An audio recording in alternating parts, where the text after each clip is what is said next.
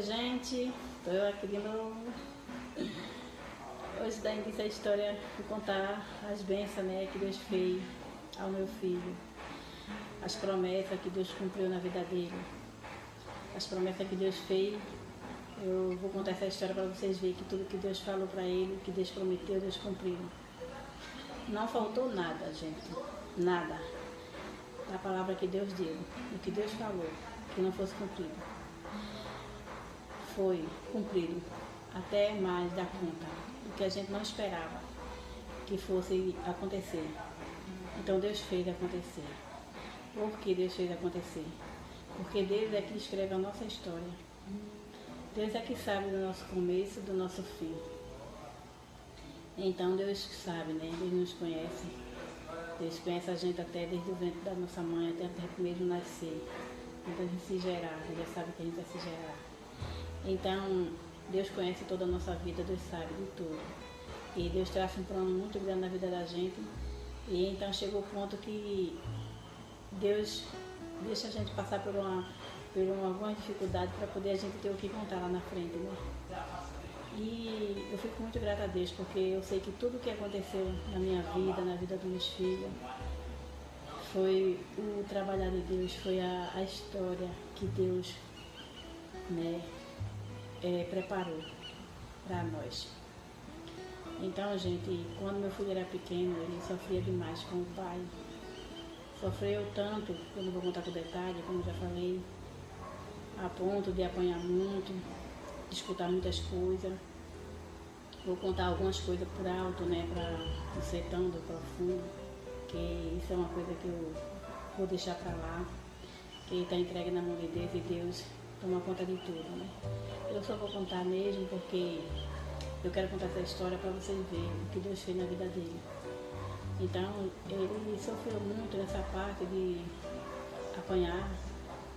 Um menino que era da escola para casa, de casa para a igreja, da igreja para casa, foi a vida assim que viveu. E o pai desculhambava muito, sem precisão. O menino que fazia, eu só via mandando o menino fazer as coisas, né, trabalhar, dava aquelas metas para o menino cumprir. E o menino tinha que fazer, porque se não fizesse, apanhava. E chegou o ponto de as coisas ficar tão sérias. E teve até uma vez, gente, que eu apanhei no lugar dele, no meu filho. Apanhei mesmo. Eu sei que ele trabalhava numa granja lá perto, né, que ele é pedreiro. E ele deu uma meta para o menino cumprir, de limpar uns matos lá em casa. E a minha parte do meu terreno, que meus pais me deu, né, minha parte, ela tem no comprimento, né, 60 metros. Que é 60 de comprimento, 54 de largura. Então, ele chegou à conclusão de dizer, gente, que queria que o menino limpasse aquele mato todo, né, até chegar ao final. Nessa época aí, o menino já estava com uns 12 anos de idade. Ele foi trabalhar, ele disse isso no domingo à noite, né, que era para não fazer isso, foi trabalhar na segunda. Quando eu pensei, né, a gente pensou que ele fosse voltar na quarta, nesse tempo ele estudava. Eu pegava de 1 da tarde no colégio do estado. Ele estudava lá. Então, para ele sair de casa, ele tinha que sair de casa de 12h30 para poder ir lá para o tal de Mangueirão, né, onde a gente pega os carros, né, onde eu vendia minhas mangas, pegava o ônibus lá para vender minhas mangas, então é lá. Então é lá a parada do ônibus. Então ele tem que estar lá de 12h50 para poder pegar esse ônibus para ir para a escola, que eles pegavam de 1 da tarde. Então esse menino tem que tomar banho do meio-dia para poder até se arrumar, almoçar e ir. E ele também, gente, até hoje ele ainda tem um problema de alergia, que ele não pode, se ele leva sol, ele fica com os olhos vermelhos, se ele leva sol, ele fica tossindo, e poeira que piorou, fumaça a mesma coisa, que se acaba mesmo, se tocar fogo no mato. E o menino estava limpando os matos, e daqui a pouco ele começou a ficar com os olhos vermelhos, e começou a tossir, espirrar, porque realmente era as poeiras. E eu disse assim, eu disse a ele que ele parasse, que já estava na hora para ele se arrumar para ir para a escola, né, para o colégio. E ele chorando, dizendo, mas mãe, eu não posso parar, porque o pai disse que vai vir quarta-feira e quer esses matos limpo. Eu falei assim, mas vai dar tempo, meu filho, aí você vá, você vai agora tomar seu banho para ir para a escola. E quando for amanhã, mais cedo, você limpa um pouquinho, eu lhe ajudo também, você limpar. E aí, quando for na hora de o sol mais frio, a gente limpa, a gente vai limpando aos poucos. Daqui para quarta-feira a gente termina. E então, a gente só que foi engano, ele parou, se arrumou, tomou banho e foi para a escola. Nesse tempo a gente também não tinha uma televisão, eu não tinha. Aí a gente ficava conversando, às vezes deitava, ficava tudo em cima da cama conversando. Nesse tempo aí a gente já estava morando na casa, né? Já, o quarto e a sala e o terraço. Tinha outra parte, mas não estava terminado ainda, então a gente ficava tudo nessa outra parte. Mas já estava bem melhor do que o barraquinho que a gente morou. Então eu ainda me lembro quando estava eles dormindo, nesse dia eles começaram a dar sono logo cedo. E tudo foi Deus, gente. A gente sempre dormia tarde, ficava brincando, e a gente ficava conversando. Eu gostava muito de contar a história para eles. Até depois que minha filha ficou grande e ficava dizendo, mãe, a senhora nunca mais contou história. A gente sonhava tão alto, gente, a gente contava história, eu contava história para meus filhos. Quando a gente ir lá na frente, a gente vai construir isso, vai ter aquilo. E a gente contava, e até que enfim chegou as coisas que a gente pensava, gente. E eu contava essa história para eles. Até hoje elas falam, né? Que eu contava a história, era muito bom até hoje. Então, tudo moça, mas de que era muito bom aquela história que eu contava. E eu ficava contando história para esses meninos, a gente dormia tarde. Quando foi nesse dia, a gente bateu um sono nesses meninos, que esses meninos chegaram à conclusão de dormir tudo cedo. Olha, foi uma coisa que eu fiquei admirada como foi que eles dormiram cedo. E deitaram, era uma beliche, né? Então, se deitaram, as mais novas uma dormia embaixo, a outra, e o menino dormia em cima, e a outra dormia comigo. E quando foi nesse dia, tudo adormeceu. Foi Deus que me extraviou todos eles. Dormiu mesmo. E é um sono profundo, pesado. E eu fiquei sem saber o que fazer, eu disse, eu não tenho nada para fazer, não dormiu cedo, foi que deu nesses meninos. Aí, gente, eu senti aquela vontade de ler um versículo na Bíblia e orar.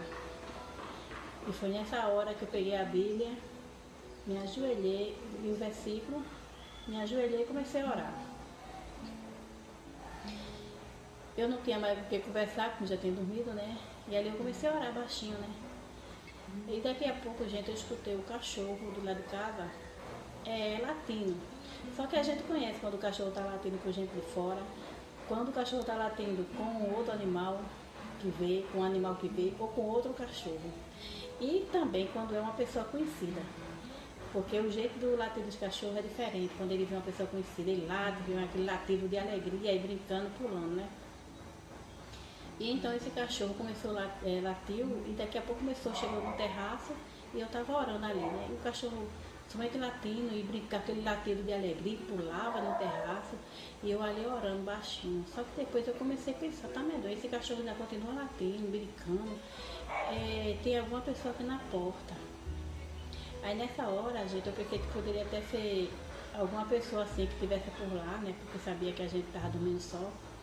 E outra hora eu pensei que poderia ser meu irmão, que eu tenho um irmão que ele sempre gosta de beber.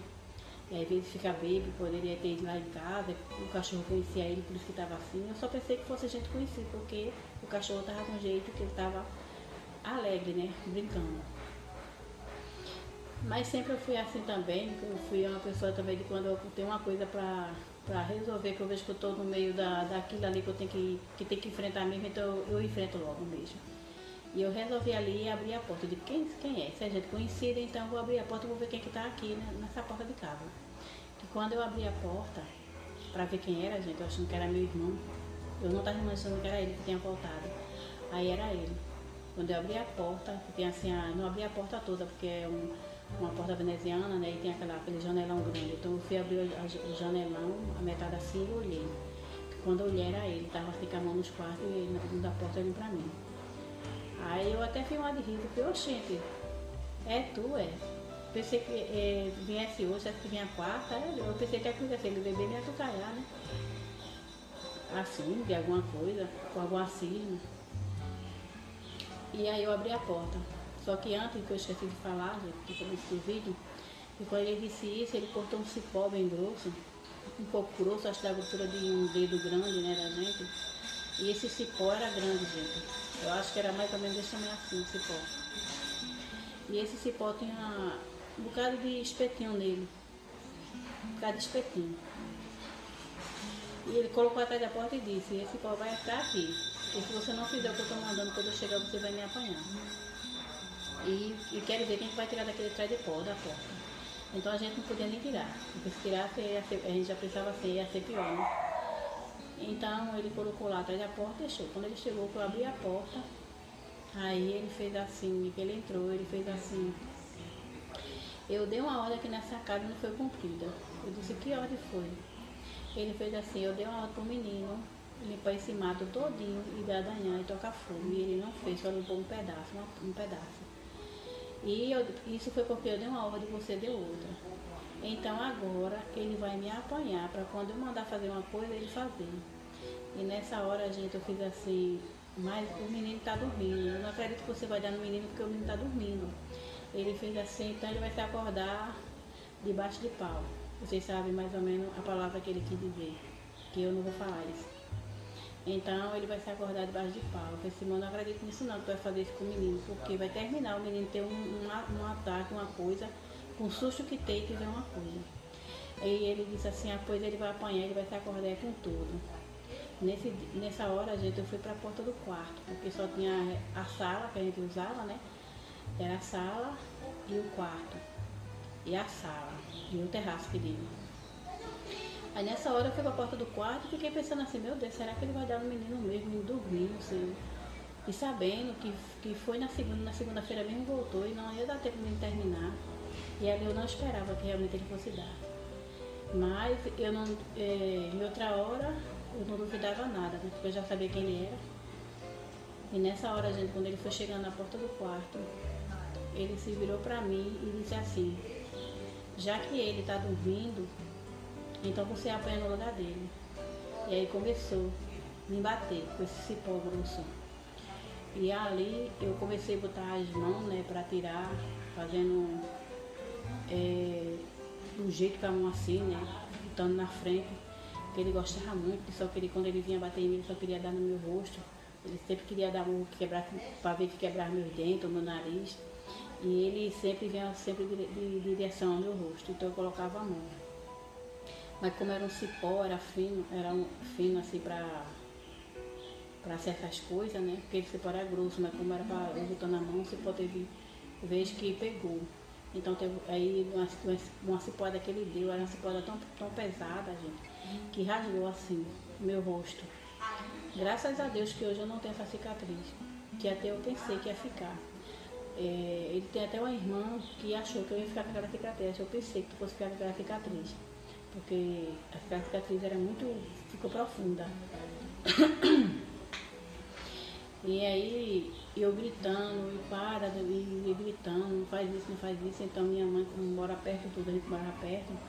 Só que ele conhecia, né, minha família que já não é de briga, o único que visse uma coisa dessa ia pra cima era meu irmão, que gosta de beber, que não é evangélico.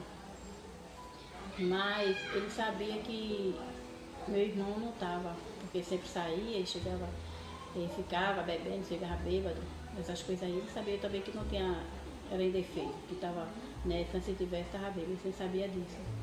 E o meu irmão mais velho tem problema de nervo, gente, toma remédio controlado, então só vivia sempre dopado do remédio, e ele já conhecia a minha família.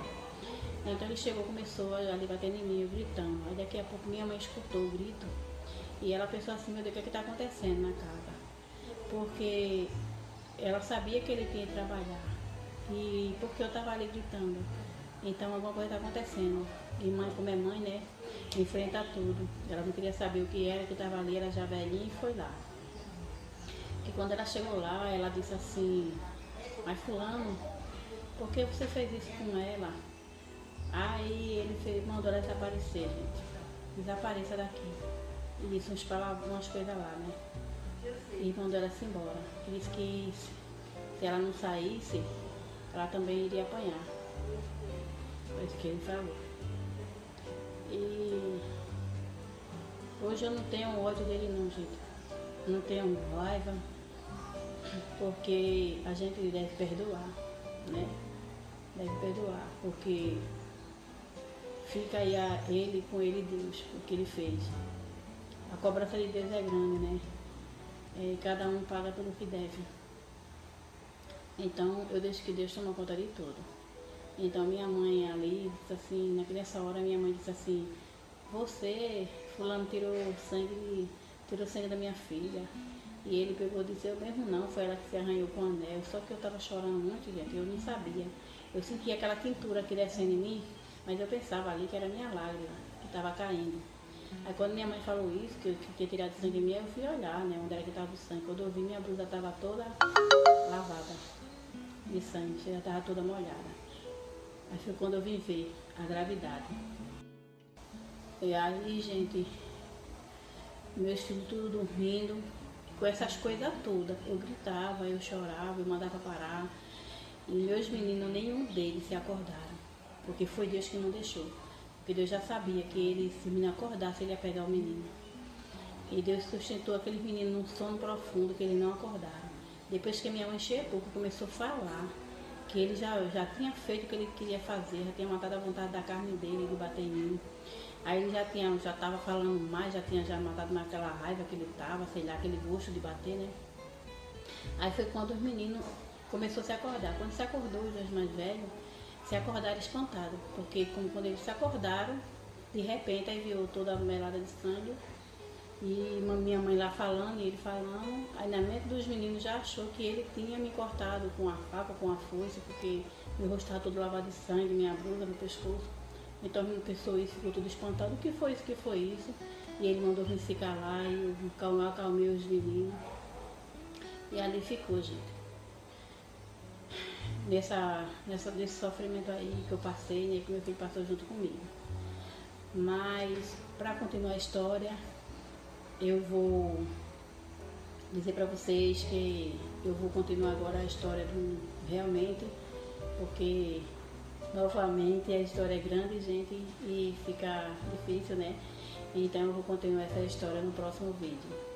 Então, tchau para todos, beijo, fiquem todos com Deus. Tchau. Beijo para todos.